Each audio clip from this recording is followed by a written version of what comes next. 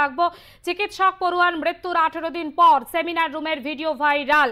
মৃত্যুর ঠিক পরেই যে ভিডিও, চিকিৎসকের দেহ উদ্ধারের পর সেমিনার রুমের ঠিক থেকে একেবারে ভিড়। অপরাধস্থল সিল না করে কেন এত জটলা, এই নিয়ে কিন্তু ইতিমধ্যে প্রশ্ন উঠেছে। 9 আগস্ট সেমিনার রুমের ভিডিও ভাইরাল। ভিডিওতে বেশ কয়েকজনের উপস্থিতি ছিলেন ফরেন্সিক মেডিসিনের অধ্যাপক দেবাশিস সোম, ঘটনাস্থলে হাসপাতালের একাধিক কর্তা ব্যক্তি, হাসপাতালের আউটপোস্টের ওসি সঞ্জীব মুখার্জি, ছিলেন সন্দীপ ঘোষের পিএ প্রসূন চট্টোপাধ্যায়, ছিলেন সন্দীপ ঘোষের আইনজীবী শান্তনু দে। পুলিশের সামনেই ঠিক থেকে ভিড়। ঘটনার 18 দিন পরে প্রকাশ্যে এলো ভিডিও, নির্যাতিতার দেহ উদ্ধারের পরের মুহূর্ত।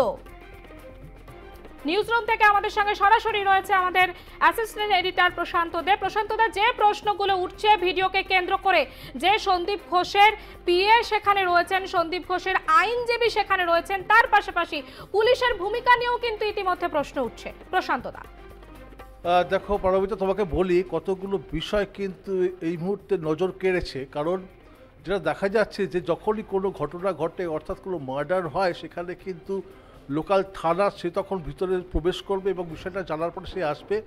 পাশাপাশি তার যে ঊর্ধ্বতন কর্তৃপক্ষ রয়েছে, অ্যাসিস্ট্যান্ট কমিশনার যিনি দায়িত্বে থাকেন, তিনি আসবেন এবং তিনি কিন্তু লালবাজারকে বিষয়টা জানাবেন। মূলত যেহেতু এটা হোমিসাইড কেস, হোমিসাইড শাখাকে জানাবেন এবং জয়েন্ট সিপি ক্রাইম তিনি বিষয়টা দেখবেন এবং প্রয়োজন বুঝে তিনি স্পটে পৌঁছতে পারেন। কিন্তু এখানে যেটা দেখা যাচ্ছে যে বিষয়টা দেখা যাচ্ছে যে প্লেস অফ অকারেন্সের মধ্যে এতজন আধিকারিক কী করে এলো, এবং সেই থেকে বড় কথা, সবথেকে বড় কথা যে এখানে একজন আইনজীবী রয়েছেন, তিনিই বা সেখানে কী করছেন, ফলে এটা কিন্তু প্রশ্ন রয়েছে। পাশাপাশি দেখা যাচ্ছে যে সেই সেমিনার হলের মধ্যে যে সিসি ক্যামেরাটা রয়েছে, অর্থাৎ এটা পরিষ্কার যে সিসি ক্যামেরা কাজ করছে, তার মানে এটা বোঝা যেতে পারে। অতএব যে ঘটনাটা ঘটেছে, তাহলে সেখানে যদি সিসি ক্যামেরা থেকে থাকে, সেখান থেকে তো এভিডেন্সটা পাওয়া যাবে। তাহলে তারপরে তার সেই বিষয়টা পাওয়া যাচ্ছে না কেন, এটা নিয়েও কিন্তু প্রশ্ন রয়েছে। ফলে কতগুলো জায়গা থেকে কিন্তু প্রশ্ন ছিল দাঁড় করিয়ে দিয়েছে এই কারণে, যদি এটা সেমিনার হলের চিত্র হয়ে থাকে, ভিডিওটা হয়ে থাকে, সেখানে কিন্তু সিসি ক্যামেরা ছিল এবং কাজ করেছে, এটা কিন্তু ভিডিও থেকে পরিষ্কার বোঝা যাচ্ছে। ফলে এরপরে সেই সিসি ক্যামেরার অবস্থানটা কি ছিল এবং কি হয়েছিল, সেটা পরবর্তী পদকে কোনোভাবে সেটা ভেঙে ফেলা হয়েছিল কি না, সেটাও কিন্তু প্রশ্ন চিহ্নের মধ্যে দাঁড় করাচ্ছে। তাহলে যদি সেটা হয়ে থাকে, তাহলে বুঝতে হবে এটা কিন্তু সবটাই পরিকল্পনা মাফিক। ফলে সেই জায়গায় আজকে যে বিষয়টা আমরা দেখতে পাচ্ছি, এখানে কিন্তু পরিষ্কার বোঝা যাচ্ছে যে পরিমাণ মানুষ, যে পরিমাণ কর্তৃপক্ষ, হাসপাতালের ঊর্ধ্বতন কর্তৃপক্ষ থেকে শুরু করে অন্যান্য যারা সেখানে প্রবেশ করেছেন, এতজন কিন্তু সেখানে প্রবেশ করতে পারেন না। ফলে প্লেস অফ অকারেন্সের মধ্যে এতজন প্রবেশ করা মানে সেই জায়গাটাকে সম্পূর্ণভাবে যা যা তথ্যগুলো আছে, সেই তথ্যগুলো নষ্ট হয়ে যেতে পারে। কিন্তু সেখানে যে পরিমাণ মানুষ আমরা দেখতে পাচ্ছি, সেটা কিন্তু প্রশ্ন চিহ্নের মধ্যে দাঁড় করাচ্ছে। পাশাপাশি একজন আইনজীবী সেখানে কি করছেন, সেটাও কিন্তু প্রশ্ন রয়েছে। এই মুহূর্তে আমার সঙ্গে রয়েছেন আমাদের আলপ্লাসের সম্পাদক সুজিত চট্টোপাধ্যায়। সুজিতকে বলবো, যে চিত্রটা আমরা দেখতে পাচ্ছি, এই বিষয়ে যেটুকু আমার মনে হয়েছে যে কোনো কিছুভাবে হয়তো তথ্যকে সরানোর একটা ইঙ্গিত কিন্তু পাওয়া যাচ্ছে। ফলে এই বিষয়ে তুমি কি বলবে? প্রথমে একটা বলে নিই যে এটা সিসি ক্যামেরা নয়, সিসি ক্যামেরাটা ভেতরে রয়েছে। কেন সিসি ক্যামেরাটা তো এভিডেন্স হিসাবে পুলিশ ইতিমধ্যে সিবিআইয়ের হাতে হস্তান্তরিত করেছে। 18 দিন পর এটি ভিডিও এসে এবং ভাইরাল হচ্ছে। তাহলে কি কোনো একটা পরম্পরা তো নিশ্চয়ই রয়েছে এখানে। তুমি প্রথমে যেটা টেকনিক্যাল পয়েন্ট, যদি কোনো হোমিসাইডাল কেস হয় এবং সেটা যদি কোনো সরকারি হাসপাতালের মধ্যে হয়, তাহলে স্বাভাবিকভাবে ওসি যারা যারা তাদের থাকাটা, তার মানে সেখানে তা তো মানে ঘটনা শোনার পরেই তো পুলিশই তো আসবে। এবার হচ্ছে বাকি আধিকারিকরা রয়েছে। এখন যদি ফরেন্সিক মেডিসিনের যিনি ডাক্তার, তিনি কি করছিলেন, কারণ তখন অবধি ফরেন্সিক মেডিসিনের ব্যাপারটা আসেনি, তার থাকাটা স্বাভাবিক প্রশ্ন তুলবেই। এবং ইতিমধ্যে তিনি জিজ্ঞাসাবাদ, একজন আইনজীবী রয়েছেন। এখন এই আইনজীবীর লোকাল স্ট্যান্ডিটা যদি ধরো তিনি যদি রোগী কল্যাণ সমিতির হন, কেন রোগী কল্যাণ সমিতি তো এখন আইনেই রয়েছে। সরকারি হাসপাতালগুলোতে যে রোগীর রাইটস, যেটাকে আমরা বলি হচ্ছে রাইটস অফ দ্য পেশেন্ট, এটা তোমাকে আমি বলি যে বিশ্ব স্বাস্থ্য সংস্থা কতগুলো গাইডলাইন আছে। পশ্চিমবঙ্গ কেন, গোটা ভারতবর্ষে যে আইনগুলো রয়েছে, যে হসপিটাল অ্যাক্ট তারপর হচ্ছে সেখানে রয়েছে আইসিইউর মধ্যে কী কী ব্যবস্থা থাকবে, কোনো রকম যদি কিছু থাকে আর কি, এবং বিভিন্ন ডিপার্টমেন্টগুলোতে কি থাকবে, যেমন রেস্ট রুম নয়, এটা সরকার প্রথমেই স্বীকার করে নিয়েছে যে পরিকাঠামোগত ত্রুটি ছিল। যে সুযোগটা ক্রাইমটা কখন হয়, প্রশান্ত তুমি দীর্ঘদিনের সাংবাদিক, তুমি জানো ক্রাইমটা কখন হয়। ক্রাইম ফর ইমিডিয়েট গেন, একটা ইমিডিয়েট গেনের বিষয় থাকে, আর ক্রাইম ফর এনি যেটাকে আমরা বলি যে sudden spare of the moment, spare of the moment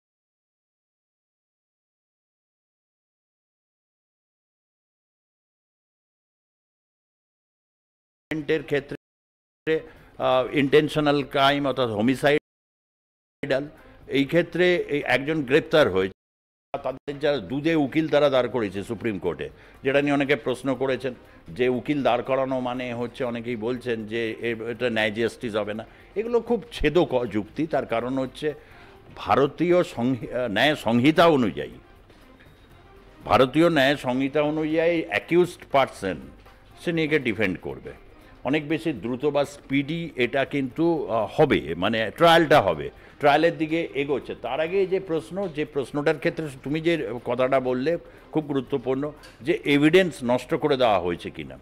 আচ্ছা, এভিডেন্স যদি নষ্ট হয়, যিনি মোবাইলে তুলেছেন, তাহলে প্লেস অফ অকারেন্সে কে মোবাইলে তুলেছে, কার থেকে এটা ভাইরাল হচ্ছে, এটা পুলিশের কাছে বার করা আজকের যুগে খুব একটা কঠিন কিছু নয়।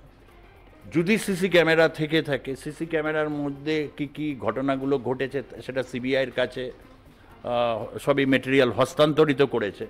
সুতরাং এই ক্ষেত্রে আমি এটা বলবো যে যদি অপ্রয়োজনীয় লোক যদি সেখানে ভিড় করে থাকে, অপ্রয়োজনীয় বোঝাই যাচ্ছে কিছু কিছু লোক একটা প্লেস অফ অকারেন্সে, কেননা রাজ্য সরকার সুপ্রিম কোর্টে বলেছিল যে তারা টাইম লাইন প্রকাশ করে দিয়েছে, টাইম লাইন অনুযায়ী পরপর কীভাবে গেছে, তাতে যে খুব গ্রস ম্যালাসিয়াস কিছু প্রশ্ন উঠেছে তা মানে নয়। সুপ্রিম কোর্ট 2-3টে পয়েন্টে বলেছে, এফআইআরের প্রশ্নে বলেছে, বাড়িতে ফোন করা হয়েছিল কিনা, এবার এভিডেন্স নষ্ট হয়েছে কিনা এটা নিঃসন্দেহে সিবিআই জানাবে। কিন্তু এটা একটা হাই চান্স, এত লোকের ভিড় যেখানে একটা প্লেস অফ অকারেন্সে এরকম একটা সেন্সিটিভ কেসে, তাহলে নিঃসন্দেহে এগুলো আসতে পারে যে ফরেন্সিক মেডিসিনের উপস্থিত থাকাটা কী কারণে।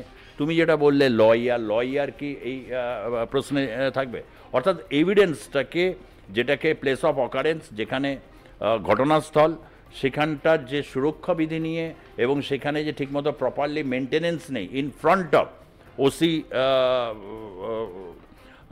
শ্যামপুকুর নাকি না ওসি টালা মিস্টার মুখার্জি বা মুখার্জি হচ্ছে ওসি, এখানকার যেহেতু আর্জি করেন ওসি একজন থাকেন, তিনি ওখানকার দায়িত্বপ্রাপ্ত ওসি এবং তারা থানার অধীনে এটা। এবং আর যারা এখানে রয়েছেন তাদের ক্ষেত্রে এই স্বাভাবিকভাবে এই প্রশ্নটা এখন উঠবে। তবে ভিডিও ভাইরাল বা এগুলোর ক্ষেত্রে আমরা তো দেখো ভাইরাল কোনটা হবে না হবে, যেমন কোন শেয়ারের বাজার কি হবে, সেখানে স্ট্যাচুটারি অনেক কিছু জিনিস লেখা থাকে, এটা বাজারের উপর নির্ভর করে, কোনটা ভাইরাল হবে আমরা তো জানি না। কিন্তু যদি জানতে চাই কিভাবে ভাইরাল হলো, নিঃসন্দেহে সেটা পুরো বার করতেই পারে আসলে কেন হচ্ছে। মানুষের মধ্যে এই প্রশ্ন কিন্তু বারবার ঘটছে যে জাস্টিস ফর আরজি কর, যে ঘটনাটা ঘটেছে এই একজন চিকিৎসক তরুণীর উপর, যিনি পিজিটি স্টুডেন্ট, অর্থাৎ সম্ভাবনাময় একজনকে যেভাবে হত্যা করা হয়েছে, সেই ক্ষেত্রে এইরকম একটা হোমিসাইডাল কেসে একটি ডিটেল যদি কোনোভাবে ওটা ডেস্ট্রয় হয়, তাহলে কিন্তু এই কেসকে খুব দাঁড় করানো মুশকিল হবে। সেই ক্ষেত্রে দ্রুততার সাথে যদি হয়, নির্দিষ্ট টাইম ফ্রেমের দিকে যদি এগোয়, আগামী সময় এই দাবিটা সবচেয়ে বেশি দ্রুত হচ্ছে। ফাঁসির দাবি উঠেছে, মুখ্যমন্ত্রী পদত্যাগের দাবি উঠেছে, দাবি সবই উঠেছে। ফলে এই ক্ষেত্রে এই 18 দিন পর এই ভিডিওটা আসার পর স্বাভাবিক যে প্রশ্নগুলো আসার, সেই প্রশ্নগুলোই আসছে প্রশান্ত। অবশ্যই পালবিতা, সে কথাই বলছিলাম যে পরিমাণ মানুষ ওখানে রয়েছেন সেটা কিন্তু কখনোই তাদের থাকা কথা নয়, কারণ সেখানে হয়তো হাসপাতাল যিনি অধ্যক্ষ রয়েছেন তিনি থাকতে পারেন, পুলিশ আধিকারিকরা থাকতে পারেন, কিন্তু সেখানে যে সমস্ত মানুষজন রয়েছেন তাদের এত ভিড় কেন, সেটাই কিন্তু প্রশ্ন চিহ্নের মধ্যে দাঁড় করাচ্ছে। ফলে সেই জায়গায় প্লেস অফ অকারেন্স থেকে যদি কোনো এভিডেন্স নষ্ট হয়ে যায়, সেটা যে সহজে পাওয়া সম্ভব হবে সেটা কিন্তু এখানে বোঝা যাচ্ছে যে এটা কিন্তু পাওয়া সম্ভব নয়। পালবিতা, প্রশান্তদা, তুমি আমাদের সঙ্গে থাকো।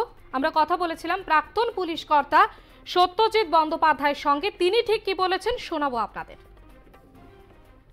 আর এটা বেসিক্যালি প্রথম দিক থেকেই স্বাস্থ্য দপ্তর একটা ভুল করেছে। স্বাস্থ্য দপ্তর কি ভুল করেছে?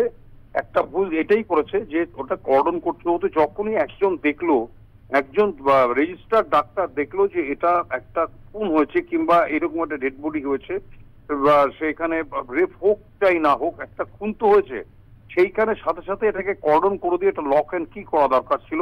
মুশকিলটা হচ্ছে এত লোক যদি যাতায়াত করে তাহলে কে ওটা, যারা মিসক্রিয়েন্ট, যারা এই খুনটা করেছে তাদের তাদের তাদের ফিঙ্গারপ্রিন্ট, ফুটপ্রিন্ট এগুলো সব একসাথে হয়ে যাবে, আইডেন্টিফাই করা যাচ্ছে না। এটাই তো মুশকিল হচ্ছে।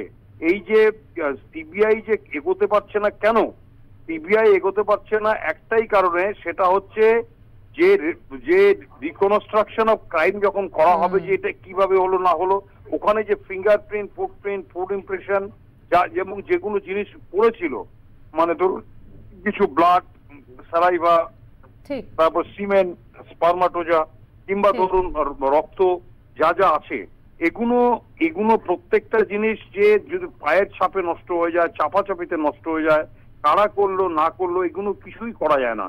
সেই জন্য নিয়ম হচ্ছে আমাদের মার্ডার কেসের এসওপি, যে স্ট্যান্ডার্ড অপারেশন প্রসিডিওর রয়েছে এসওপি, সেটাতে বলাই হচ্ছে যে প্রথমে এটাকে কর্ডন করে দিতে হবে, অর্থাৎ কাউকে ওখানে ঢোকানো যাবে না। কেউ যদি ঢোকে তাহলে আমাদের যে সিন অফ ক্রাইম সেটা নষ্ট হয়ে যায়। সেই জন্য এটা একটা দিকে, এখন দেখুন এইগুলো দেখিয়ে হয়তো সাধারণ লোকের হয়তো উত্তেজিত হচ্ছে না, হচ্ছে কিংবা স্বাস্থ্য দপ্তর যে কাজটা প্রপারলি করেনি সেটাও বোঝা যাচ্ছে।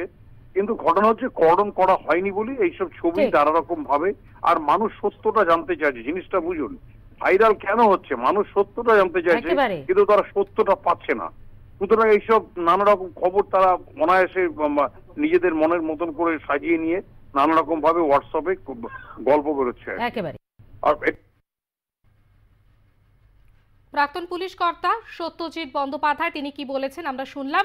আমি আবারও যাব নিউজ রুমে, আমাদের সঙ্গে রয়েছে আমাদের অ্যাসিস্ট্যান্ট এডিটর প্রশান্ত দে। প্রশান্তদার কাছে যাবো, যে বিষয়ে আমরা ছিলাম। প্রশান্তদা, হ্যাঁ, তোমাকে যেটা বলছিলাম সে কথাই সত্যজিৎবাবু বলছিলেন যে যেখানে এত মানুষের ভিড় হয় সেখানে কিন্তু এভিডেন্স যে সহজে পাওয়া যায় না, পায়ে পায়ে সেটা নষ্ট হয়ে যায়, এটা কিন্তু অনেক অতীতেও হয়েছে। ফলে সেখানে প্রথমেই বিষয়টা যেটা বলছিলাম, ওই জায়গাটাকে কর্ডন করে দেওয়ার একটা বিষয় থাকে, যাতে ওই জায়গাটার মধ্যে, স্পটটার মধ্যে যাতে কেউ প্রবেশ করতে না পারে।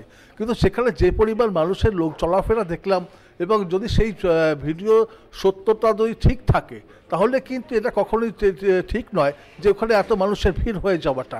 ফলে সেই জায়গা থেকে এটা বলা যেতে পারে যে ঘটনা ঘটেছে এবং যেভাবে মানুষের ভিড় ওখানে দেখা যাচ্ছে সেটা কিন্তু পরিষ্কার হয়ে গেছে যে এখানে কিন্তু এভিডেন্সটা নষ্ট হয়েছে বলেই মনে করা হচ্ছে।